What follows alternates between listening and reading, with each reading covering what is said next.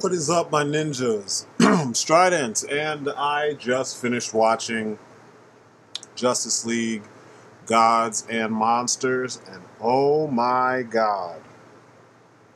Thank you, Bruce Timm. Thank you.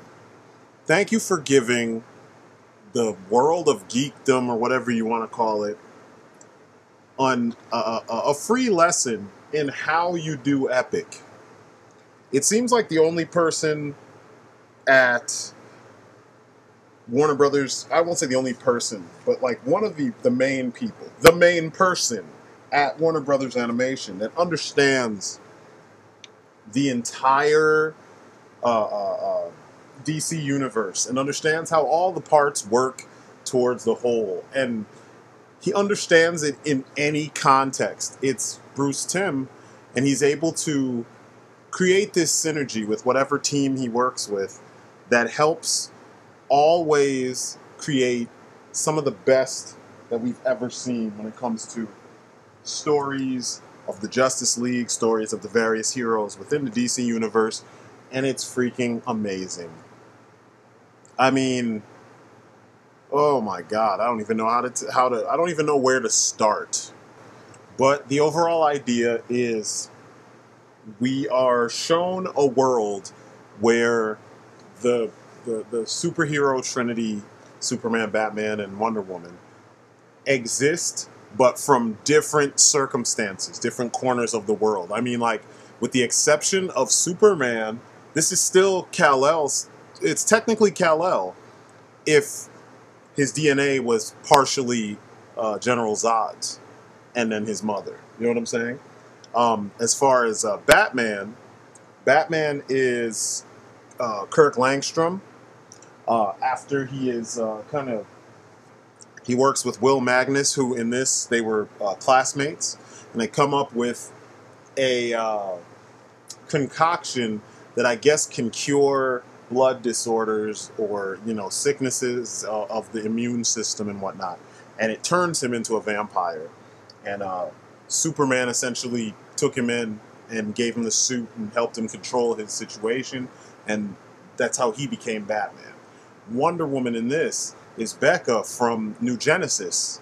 I don't remember her from the original stuff, and I'm not like super versed in the original. In the New Gods. I read a couple miniseries from like the 80s, and then I read one from the, what was that? Early 2000s, it was like 2000 something. Karan Grant had something to do with it. He's a classmate of mine. He was the illustrator, or penciler, I'm sorry. But anyway, she was set to, instead of what we already know that New Genesis and Apocalypse did with Orion and Calabac, they flipped it, and they had Becca as High Father's daughter and Orion as Darkseid's actual son, and they were going to get married, and it was going to bring peace to the two worlds. What ended up happening was that New Genesis was fucking crooked. And I won't say crooked, but hateful, to the point where they didn't really believe in peace. They just needed a moment to get the upper hand. So the marriage was a diversion so that they could slaughter the royalty of Apocalypse, if you want to call it that. It was kind of weird because you're seeing Darkseid in a moment of pure weakness, because Highfather is technically his equal when it comes to, his powers and his skill set and whatnot. Now, I have to touch on Superman.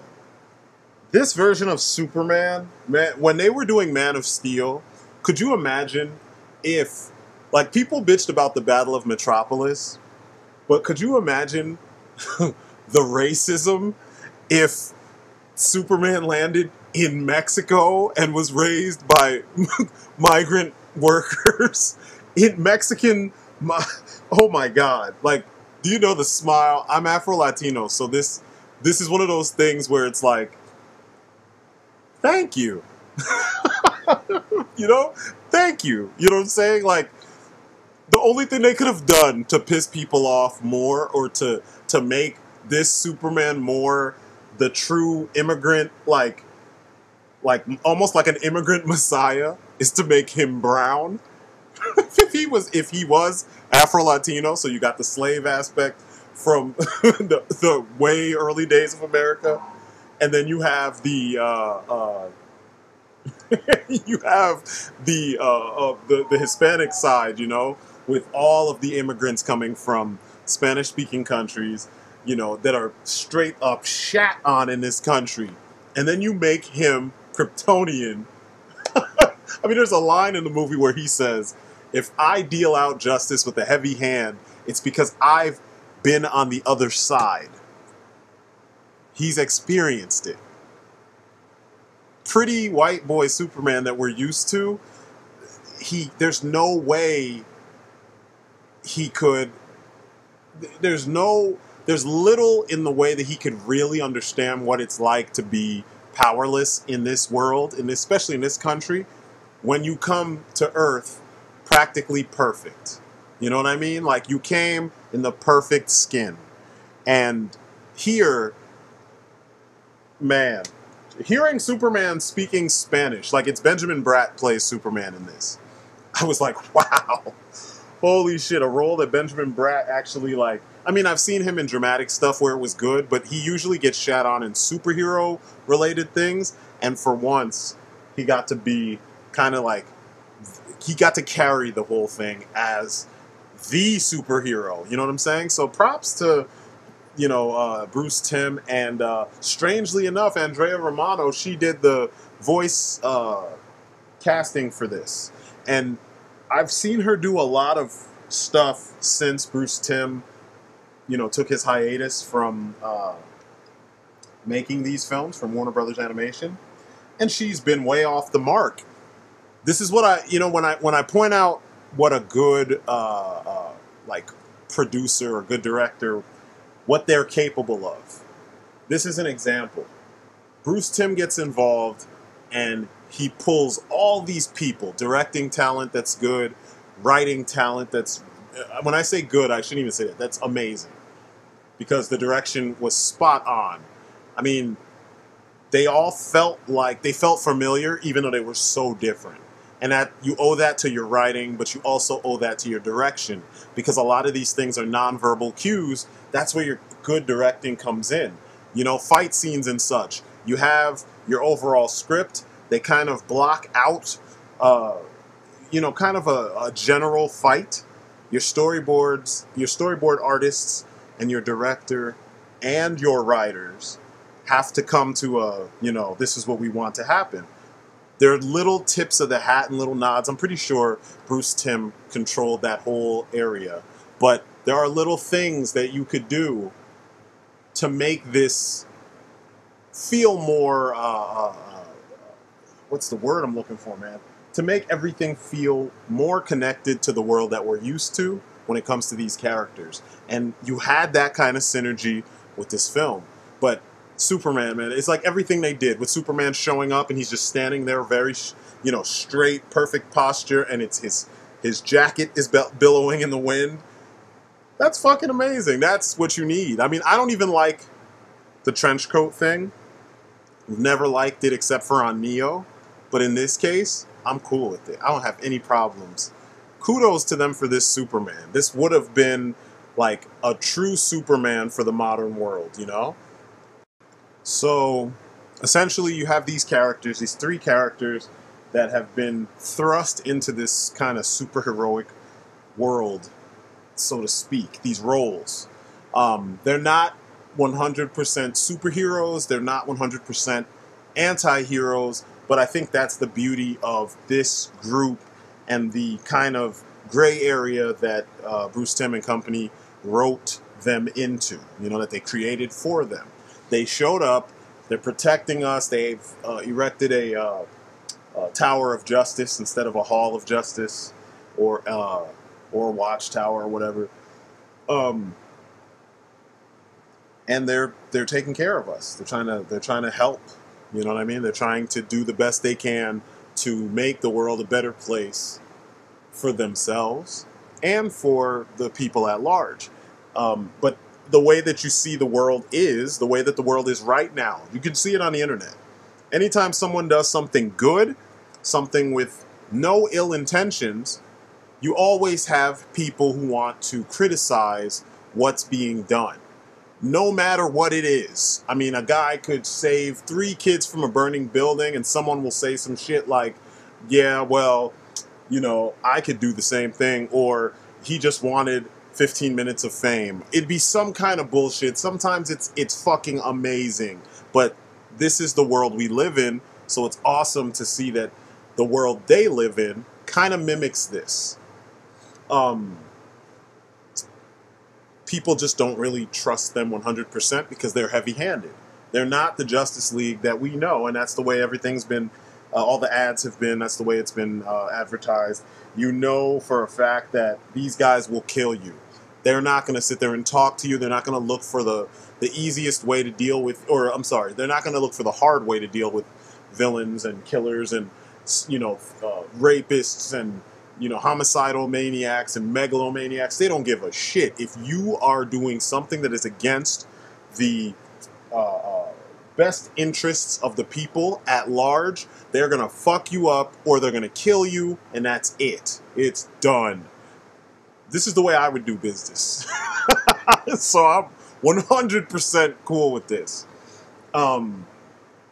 It's kind of weird because, you know, I've done videos where I pointed out, you know, according to the way that, you know, DC has how do I put it? The way that DC has portrayed Batman for so long, he doesn't kill people. No matter what they do to him, they could try to kill him, they could stab him, they could shoot him at close range, they could, you know, kill his own kids, you know, his adopted, you know, his Robins, and he still will not kill people. I mean, it's gone so far as to say he's told the Joker, no matter what you've done, no matter what you did, I would save you. I would have saved you. He said that over Joker's dead body in Arkham City.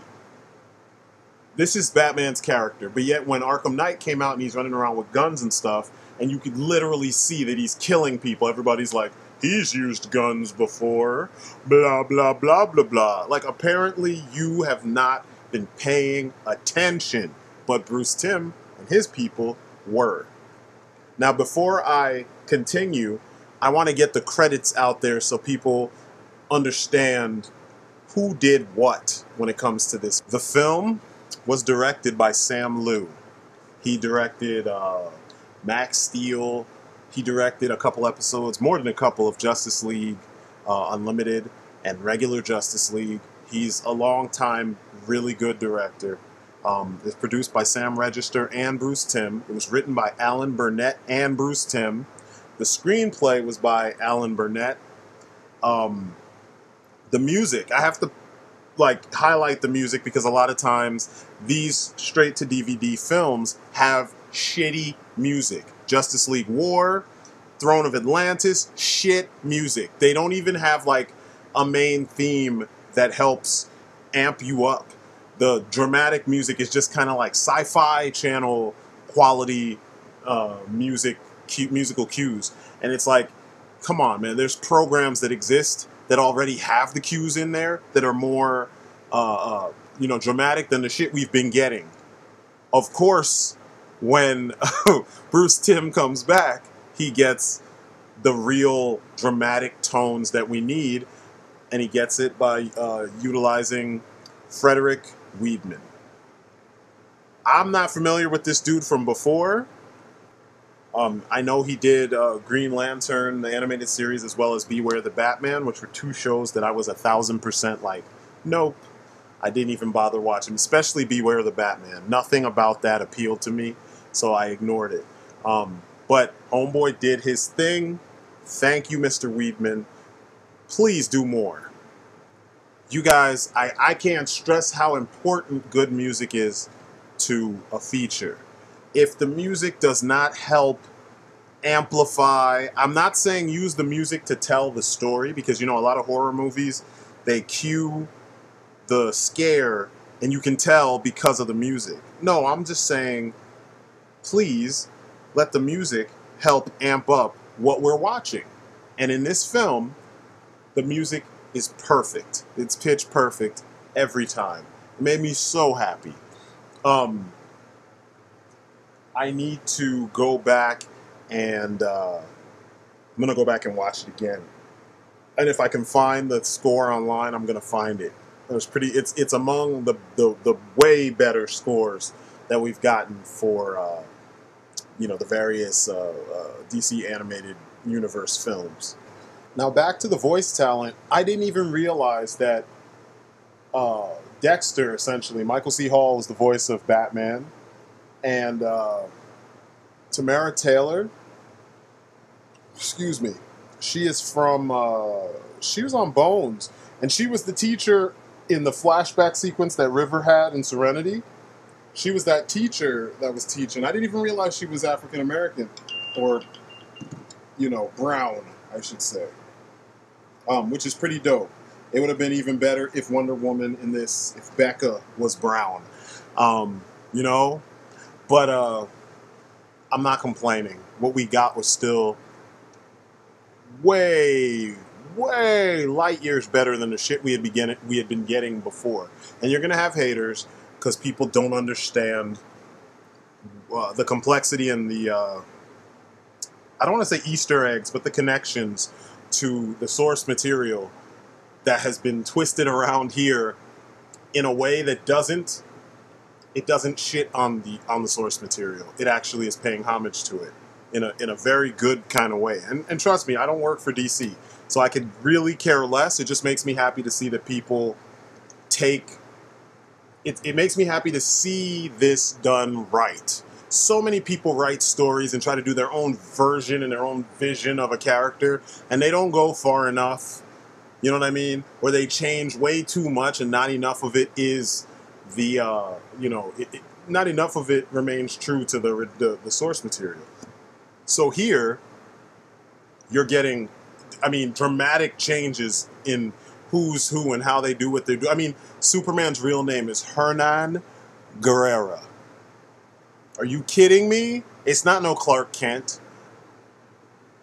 Like, come on, guys. Like, they really went far with this. And you best believe that DC is going to probably run with this, and it's going to be a whole new universe added to the multiverse. You're going to see comics that are going to be ongoing for a long time with these characters because they've really fleshed them out in, 6 films?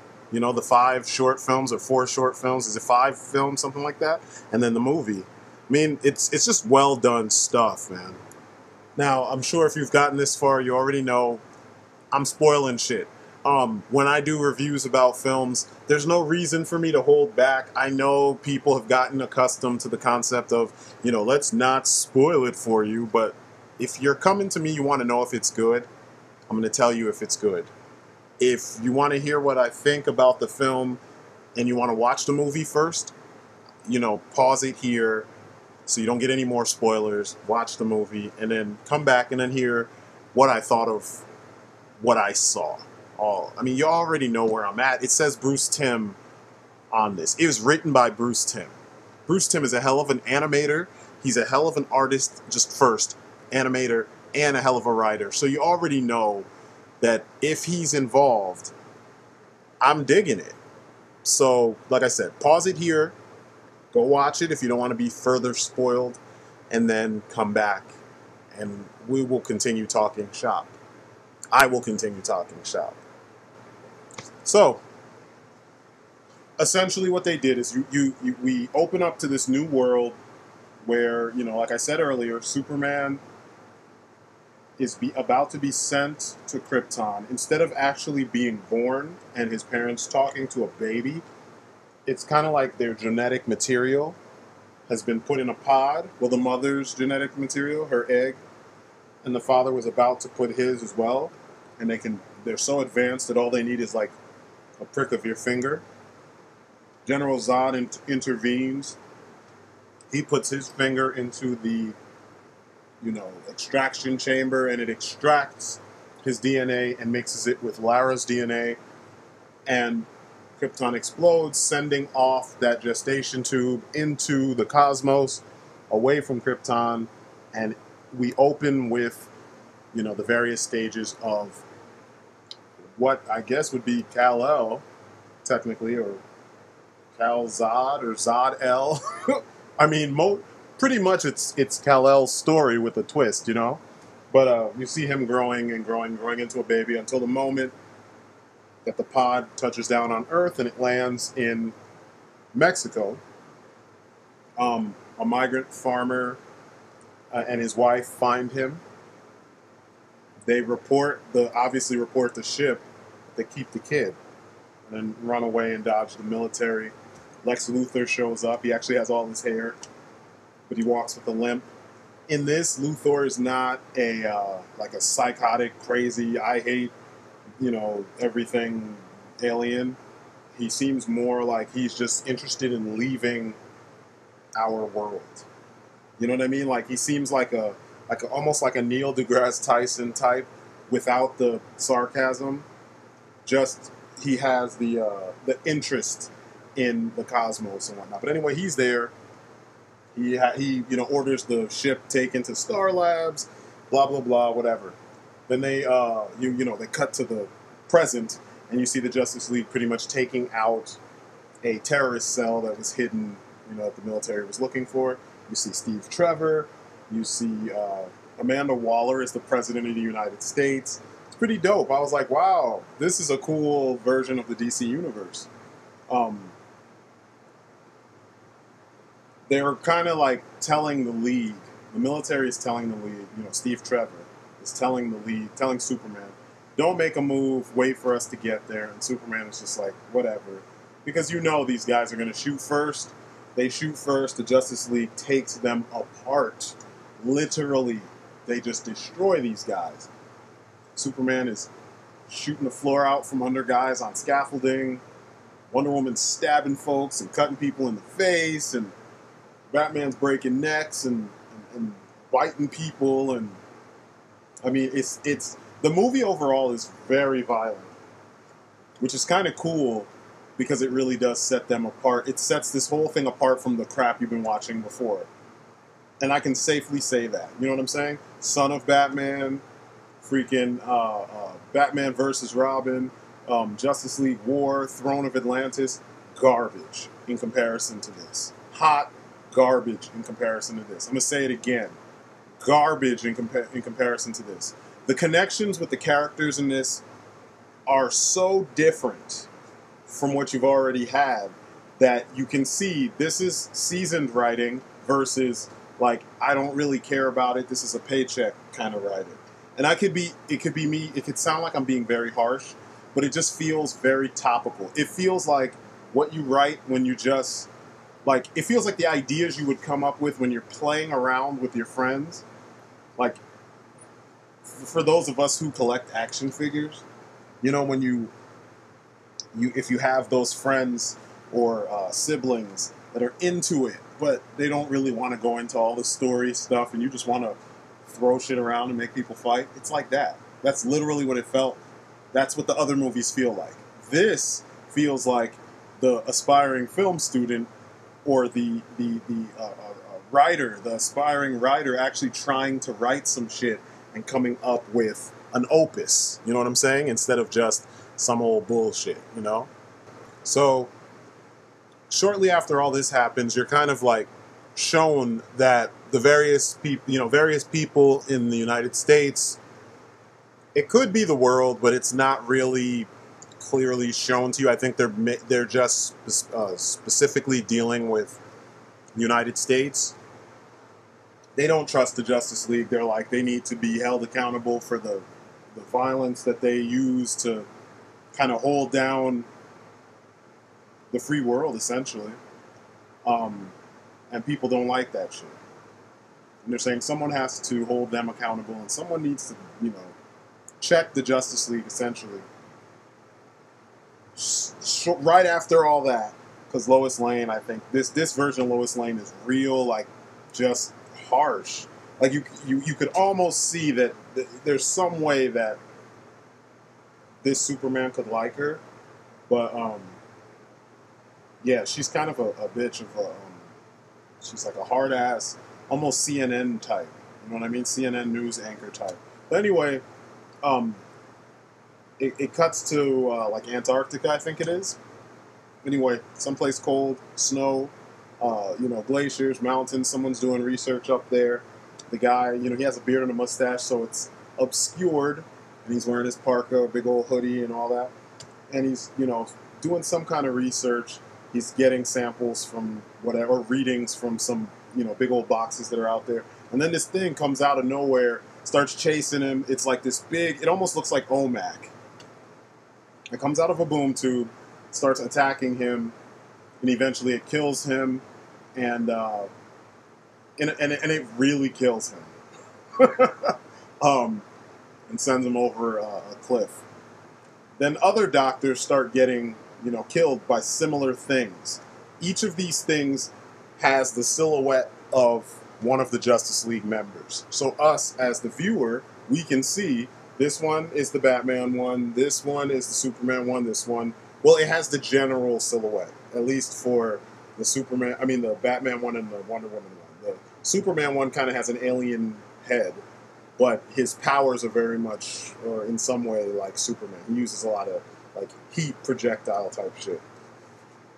It was kind of crazy because Silas Stone, who is Victor Stone's dad, who is Cyborg, goes to work for Superman to help him with something, and then he gets murked by one of these things that has powers that mimic Superman's.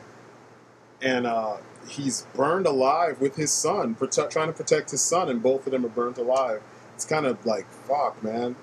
And, when Superman comes to the crime scene, you kind of see it affected him, too, because it's not like he had any ill will against the guy, and they didn't deserve, that situation. None of these guys did. Ray Palmer is one of the other doctors. Ryan Choi is his assistant. He gets freaking chopped in half. You don't see it, but that's what you hear happen later on. Verbal exposition.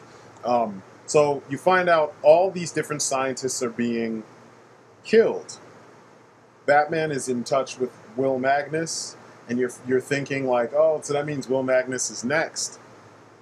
Stuff happens. There's a lot of back and forth between various people as the League tries to figure out, why are we being framed? You know what I'm saying? Like, who would frame us? You know what I mean? And actually, now that I think about it, it is the world, because there is a scene where you see Lex Luthor in kind of a United Nations kind of setting, and they're talking about the Justice League. So, yeah, it is the world that is holding the Justice League accountable. Where was I? Oh, okay. They do some digging. They do more digging. And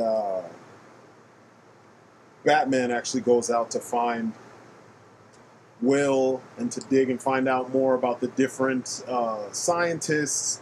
And he finds this connection. They're all connected to a Project Fair Play.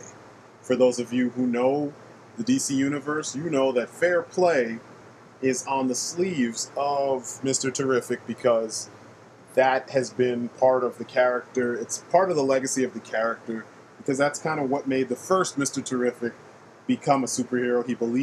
He was a cop that believed in fair play. He didn't believe in people treating other people like shit. Didn't believe in doing things, underhandedly. He believed in fair play. So it's one of those terms that stuck around, and we know it's a connection to Mr. Terrific.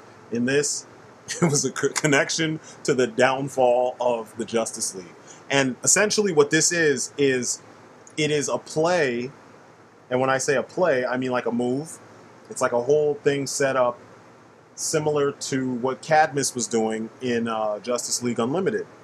It is the various governments of the world working together to have a solution for the day that they need to take down the Justice League. And so you find out that they were reverse engineering technology from Superman's ship. They were trying to replicate the boom tubes when Becca came to Earth.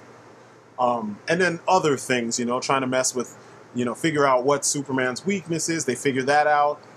Ways to neutralize, the different powers and abilities that the League pretty much uses all the time. And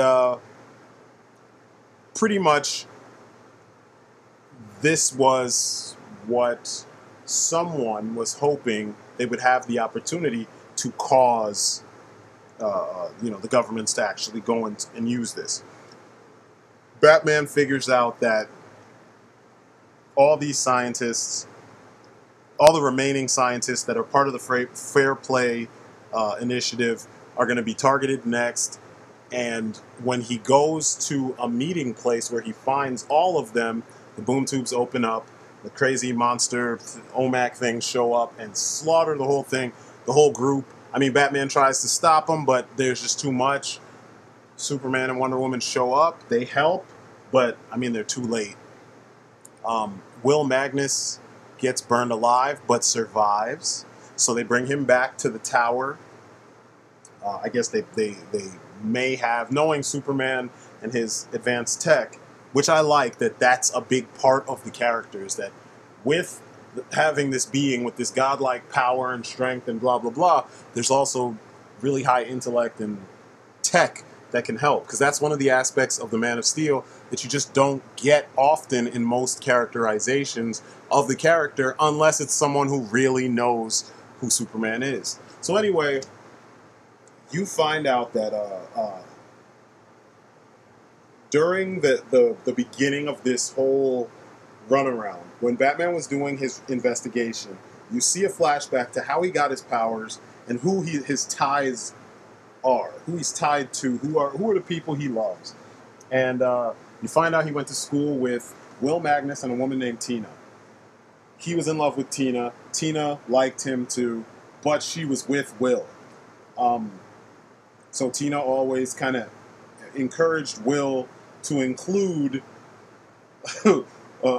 Kirk. And I hate this kind of thing, but it exists. You know, a lot of people, a lot of guys, especially if you're more on this side of the spectrum, you know, the geek side of the spectrum, you know this shit happens.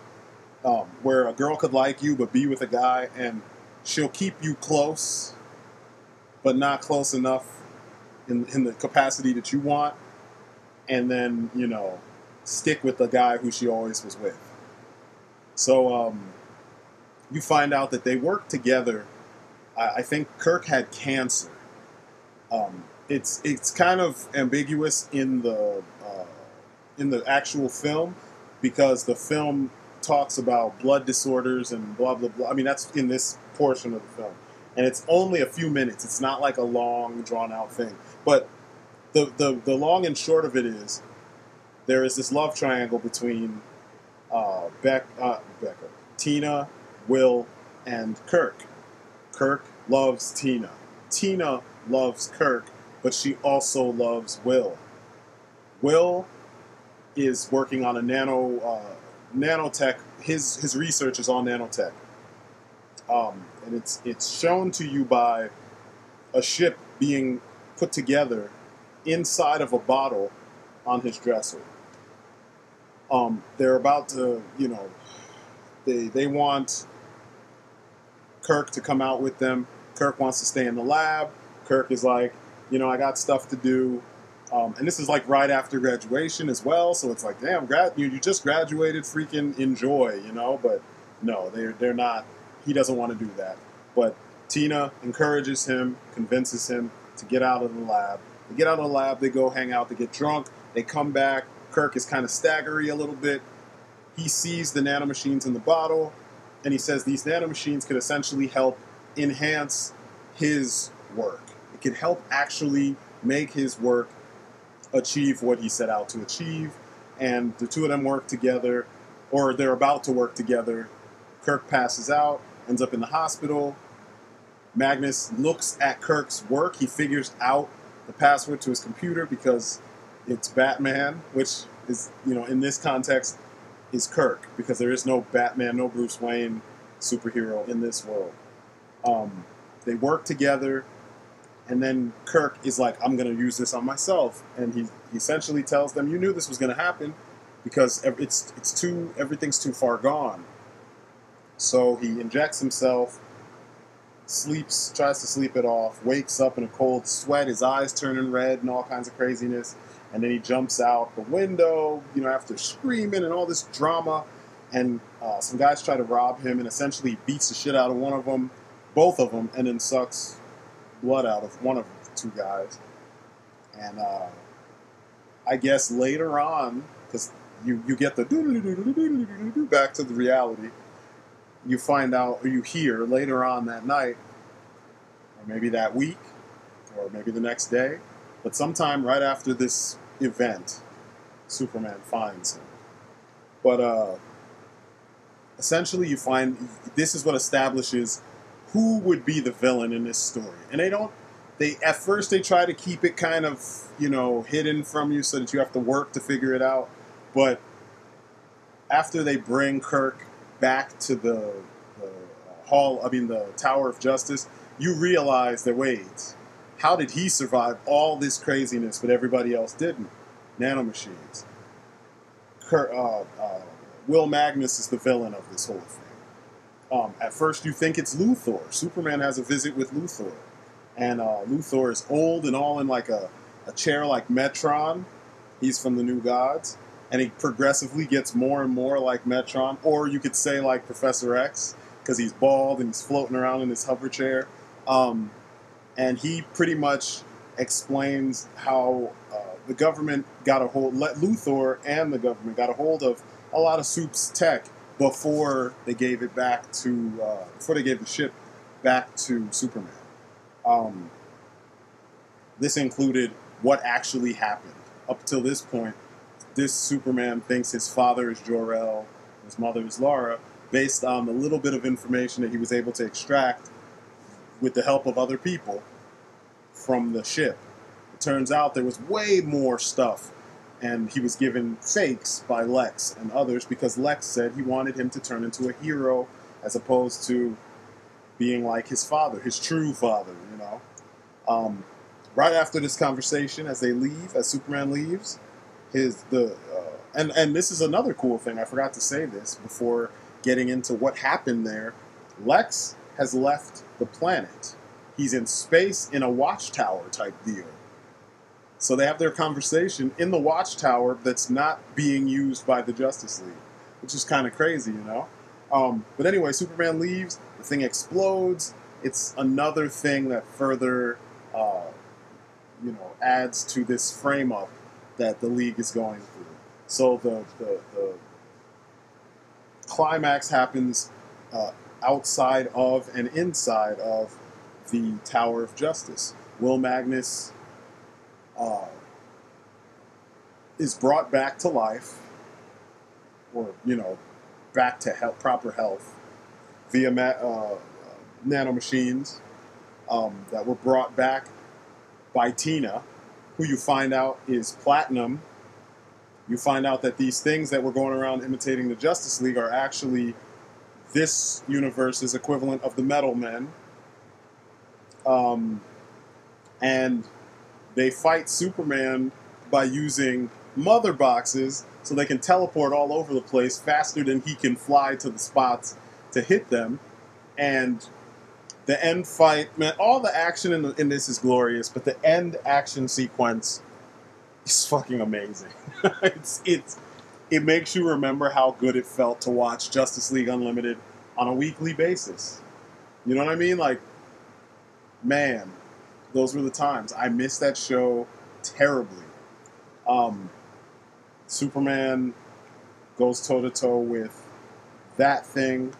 Batman is actually inside. Batman's stuck inside the Tower of Justice. He was given that command by Superman. Essentially, he had to keep the shields up. And his mission, he was told to protect Magnus. Superman and Wonder Woman go out to deal with the army because essentially the whole army, everybody came and surrounded them at the tower because they've just pegged them as traitors. They're like, you guys are going to die tonight, essentially. And Superman is just pissed. Wonder Woman is pissed. She's like, they're going to have to kill me. And, man, every fight, everything that happens is just so dope. I mean, the villain reveals himself. He explains that he actually killed Tina. He slapped her because he was pissed, because she was always talking about trying to convince him to, find a cure. Hurry up, find a cure for Kirk. Help him. You got to help him, blah, blah, blah. And he got frustrated, and I guess he hit her. She hit her head on something else and died. Then he created Platinum. Platinum was to act as the double so that no one would ever know what happened. And then he had this epiphany, he says, that is similar to something Superman had just kind of pondered about taking over and, you know, having everybody united, you know. So they're showing you these parallels between the villain and the hero, even though the two of them don't really have a direct beef. You know what I mean? Up until this point, they haven't had a direct beef. But it was just cool to hear and see how all this stuff came full circle. And I don't know, man. The end fight was sick. Superman takes on Alloy, or this world's version of Alloy. Alloy is digging in Superman's ass. I mean, he's beating shit out of him. And he's already weakened because the military was using these special weapons that were created by what we would assume is this universe's version of Cadmus. And they were like little red sun generators shooting red sun lasers that were, you know, penetrating his aura. For those of you who don't know, the reason why the reason why bullets bounce off Superman and his clothes don't rip, the cape sometimes does, but his body, the clothes closest to his body don't rip, is because Superman has this aura over his body. When he expands it, it's how he flies from one place to the next, which is why early in his lifespan or his publication history, he jumped, because they didn't understand, they didn't have this concept fleshed out yet. And then as time went on, he could actually fly because he could project one portion of the aura, the behind version, to push him up into the air and then pull himself to where he needed to go via the aura on, you know, the other side, forward side. So in this, though, it was penetrating the aura because it was cutting his face and his arms and his clothes, and it was really fucking him up. He actually was bleeding from blocking one of those shots with his hands, like open palm. So after him and Becca go up against the military, and, you know, she's doing a good job. She can't use the boom tube in her sword, but she can deflect the shots and stuff. She's doing a real good job with that.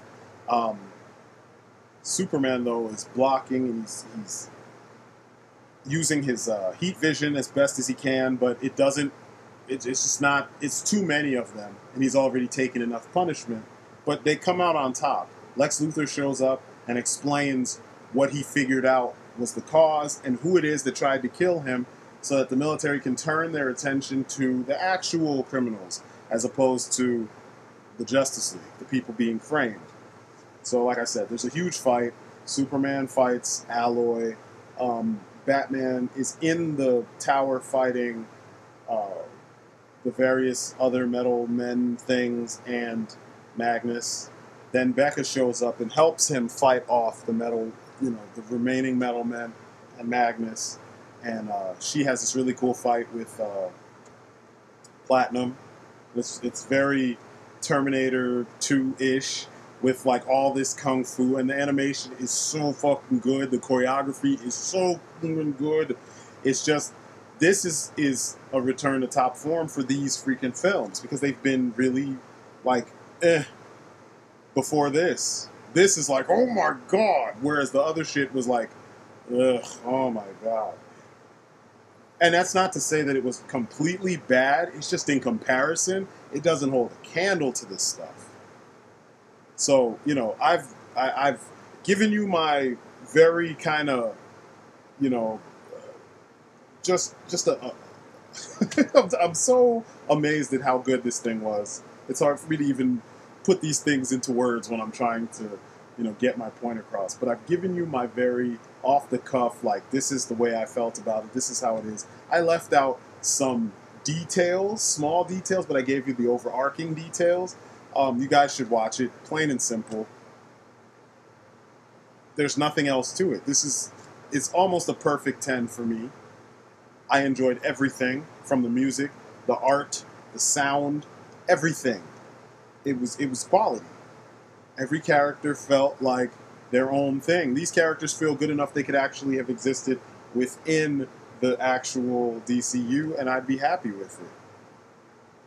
I hope something like that happens so that we can get a chance to have a new direction with these characters. You know what I'm saying? So that's my story, and I'm sticking to it. Thanks for watching, and thanks for hearing me out. And I will catch you on my next video. This here is a must-see. So, you know, get on it. Go see it, and let me know what you think. Peace outside.